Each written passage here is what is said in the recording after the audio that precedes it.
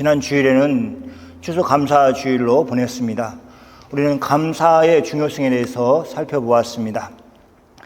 감사는 성도여야 가져야 될 중요한 일입니다.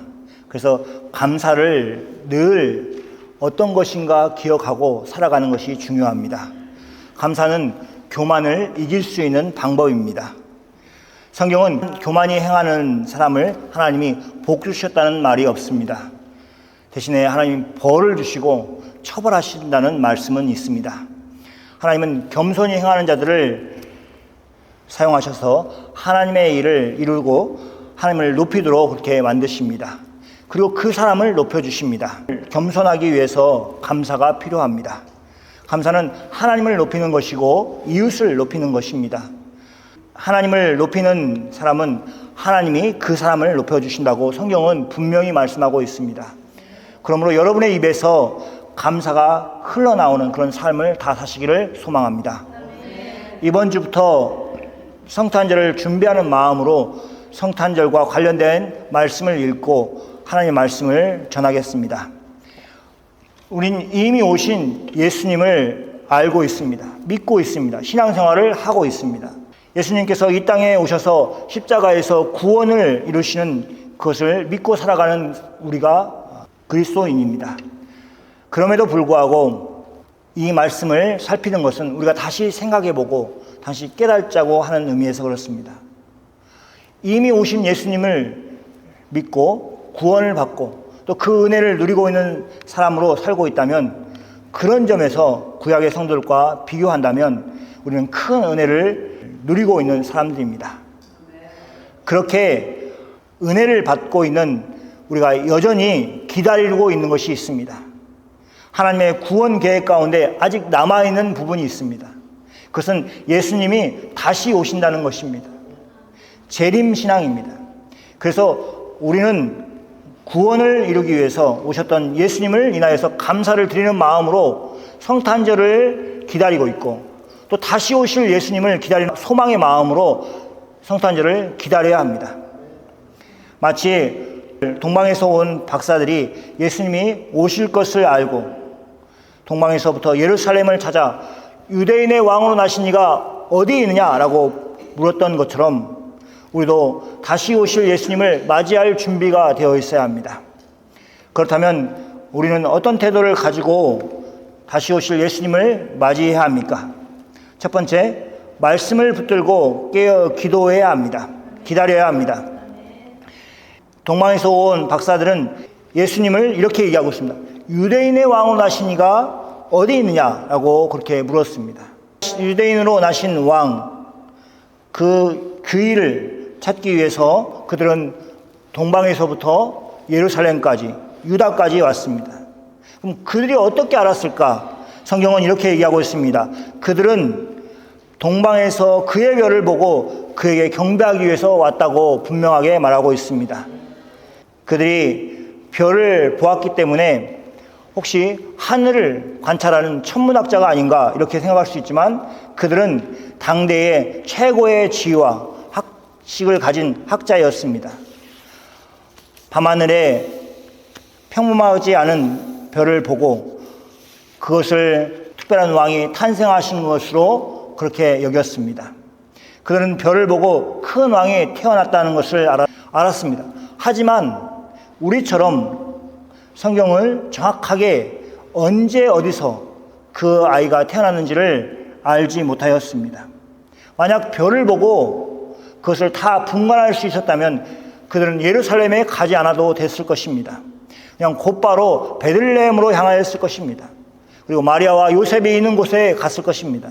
그런데 성경은 그들이 그것을 잘 알지 못했기 때문에 예루살렘에 가서 유대인의 왕으로 나신 이가 어디 있냐고 그렇게 찾았습니다. 그들과 반대로 하늘의 별을 보고 유대인의 왕이 났구나 이렇게 생각하고 유대로 온 사람들이 있는 반면에, 유대인들은 하늘의 특별한 별을 주목하지 않았고 그렇게 살았습니다. 예루살렘의 대제사장들과 서기관들이 헤롯이 그리스도가 어디 났느냐라고 질문하였을 때에 그는 정확하게 망설임 없이 대답하였습니다. 유다 베들레헴입니다 라고 대답하였습니다. 그들은 하나님 말씀을 알고 있었던 것입니다. 우리가 주의해서 보아야 할 점은 이것입니다. 동방에서 온 박사들은 예루살렘에 와서 유대인의 왕으로 나신 이가 어디 있느냐라고 질문을 하고 있는데, 헤롯 왕은 이렇게 대답합니다. 그리스도가 어디서 났느냐라고 그렇게 질문을 하고 있는 것입니다. 유대인들은 다, 심지어 헤롯 왕까지도 유대인의 왕으로 나신 이가 곧 그리스도다, 구원자라는 사실을 알고 있었습니다. 그들은 하나님의 말씀을 읽었고 알고 있었습니다. 하나님은 그렇게 말씀하신 대로 때가 되어서 예수님이 유대인의 왕으로 또 그리스도로 구원자로 이 땅에 오신 것입니다. 예루살렘 문제는 이것입니다. 예루살렘에 사는 사람들은 하나님의 말씀을 알고 있음에도 불구하고, 그 말씀이 바로 곁에 있음에도 불구하고 그 말씀을 붙들고 깨닫지 않았습니다. 그들은 동방의 사람들이 하늘을 보고 별을 보고 예수님이 태어났구나, 유대인의 왕이 태어났구나 하는 사실을 알고 있음에도 불구하고 오히려 유대인들은 잠잠하였습니다. 그래서 유대인의 왕이 어딨냐라고 물었을 때 예루살렘에서 큰 소동이 일어났습니다. 그들은 예측할 수도 없었고 상상하지도 못하였던 그 말을 하였기 때문에 그렇습니다. 그리스도가 어디서 났느냐는 말을 들었을 때에 답을 했던 사람들은 성경을 아는 것처럼, 성경의 내용을 알고 있는 것처럼 깨어 있어야만 했습니다.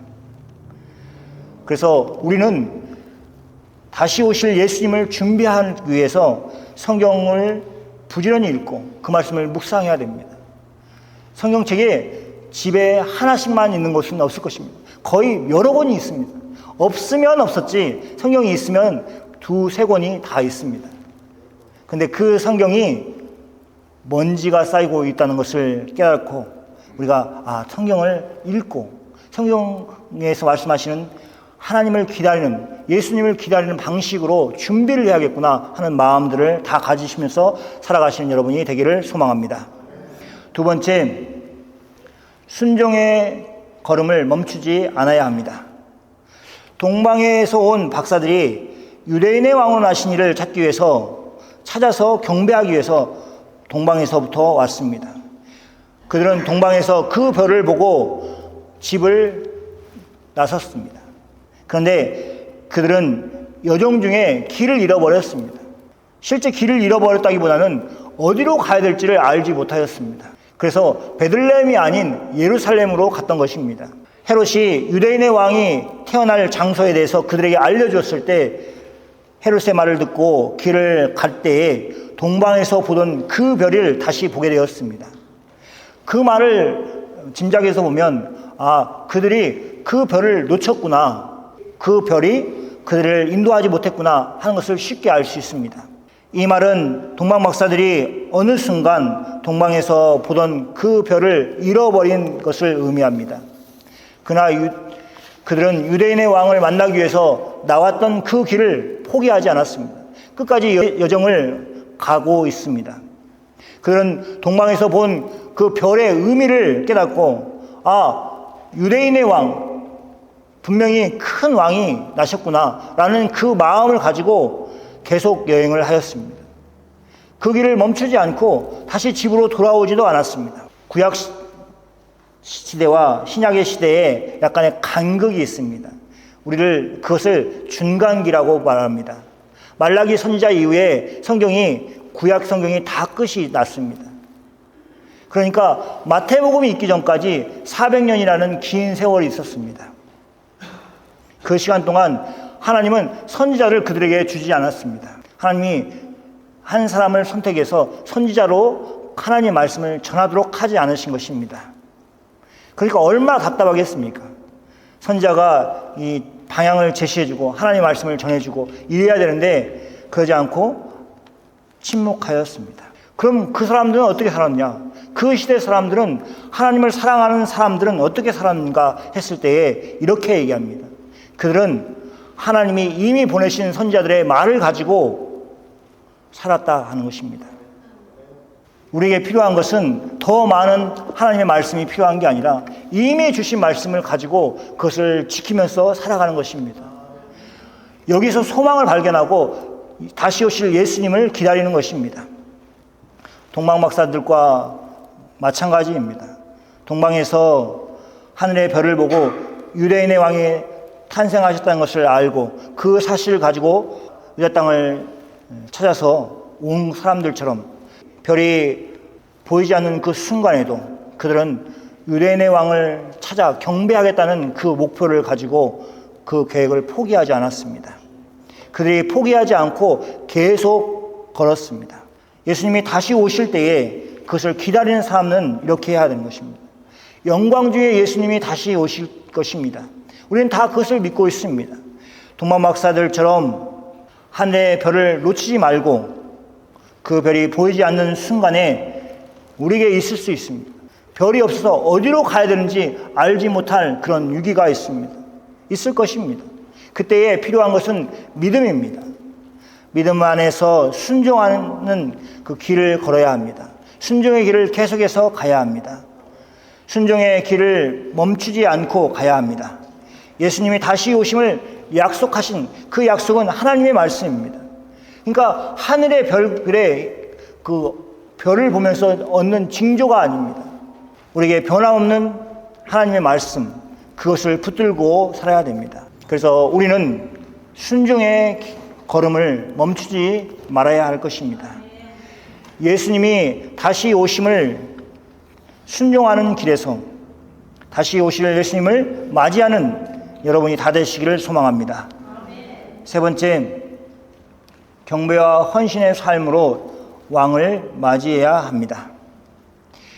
예수님의 탄생을 알고 그를 경배하기 위해서 동방에서부터 온 박사들이 여행을 하였습니다. 그 여행은 편한 여행이 아니었을 것입니다. 지금처럼 에어컨이 나오고 자동차를 이용할 수 있고 그런 여행이 아니었습니다. 분명히 낙타를 타고 왔을 것입니다. 밤의 추위와 낮의 더위를 인해서 힘들게 여행을 하였을 것입니다. 그들이 헌신을 한 것입니다. 그리고 그들의 헌신이 헛되지 않았다는 것을 성경이 말하고 있습니다. 마침내 이 땅에 오신 예수님을 만났습니다. 그들은 다시 동방에서 보았던 그 별을 따라갔습니다. 별이 인도하는 곳에 가서 아기 예수와 그의 어머니 마리아를 만났습니다. 예수님은 아직 아기였습니다. 그런데 그런 아기 예수를 보고 경배하였습니다. 박사들이 그렇게 하였습니다. 예수님은 아무 일도 아직 하지 않았습니다. 장차 서른이 되었을 때 십자가를 지시고 우리를 위해서 죽으실 것인데 아이를 보면서 그렇게 경배하였습니다. 유대인의 왕으로 대우하였습니다. 그들은 먼 길을 와서 예수님께 경배하실 뿐만 아니라 보배함을 열어서 황금과 유황과 모략을 예물로 드렸습니다. 그들은 경배와 헌신을 예수님께 보여드렸습니다. 경배는 하나님을 향하고 있다는 것, 우리의 태도를 보여주는 것입니다. 그러니까 하나님을 경배한다는 것은 내가 하나님을 의지합니다. 내가 하나님을 찬양합니다. 라는 그런 표현인 것입니다. 하나님을 경배한다는 것이 그런 것입니다. 우리와 하나님의 관계를 충분히 설명하는 것입니다. 다시 오실 예수님을 기다리는 우리는 헌신이 있어야 합니다. 우리가 경배하는 예수님께 우리가 실제적으로 경배하고 있는 것이 바로 헌신이기 때문에 그렇습니다. 말로만 하는 신앙생활이 아닌 것처럼 우리가 하나님을 향하여 가지고 있는 생각들을 실제 삶 속에서 실천해야 합니다. 그래야 우리가 경배하는 사람이 되는 것입니다. 헌신이 없는 경배가 이루어지지 않는 것입니다. 하나님을 경배한다고 말을 하면서 자기 개인의 헌신적인 노력이 없다면 그것은 하나님을 결코 하나님을 인정하는 것이 아닙니다. 하나님께서 말씀하신 신앙생활을 하는 것이 아닙니다. 예수님을 사랑한다는 것은 그런 것입니다. 하나님을 사랑한다는 것은 헌신이 있어야 하는 것입니다. 부부관계도 마찬가지입니다. 남편이 아내를 사랑한다고 말을 하면서 아내를 위해서 조그만한 헌신도 하기 싫어하고 그렇게 행동하는 것은 아내를 사랑한다고 말할 수 없습니다. 입으로는 그렇게 외쳐도 그 말을 아무도 믿지 않을 것입니다. 그 사랑을 믿기 어렵기 때문에 그렇습니다. 아내도 남편을 사랑한다고 얘기하면 헌신이 있어야 되는 것입니다. 그러므로 하나님을 사랑한다고 하면서 헌신하지 않는 것은 있을 수가 없습니다. 그러므로 우리가 다시 오실 예수님을 기다린다는 것은 예수님께서 이미 우리를 위해서 이루신 구원을 기억하고 예수님을 경배하는 것입니다.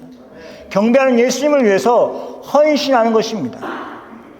그것이 다시 오실 예수님을 기다리는 우리의 자세가 되어야 할 것입니다. 이제 얼마 남지 않은 성탄절을 기다리고 있습니다. 다시 오실 예수님을 맞이할 준비를 우리가 다 하기를 원합니다. 우리는 예수님의 다시 오심을 기대하고 기다리는 재림의 신앙을 가져야 합니다. 가져도 제대로 가져야 합니다. 재림의 신앙을 붙들고 살아가는 여러분이 다 되시기를 예수님의 이름으로 축원합니다. 아멘.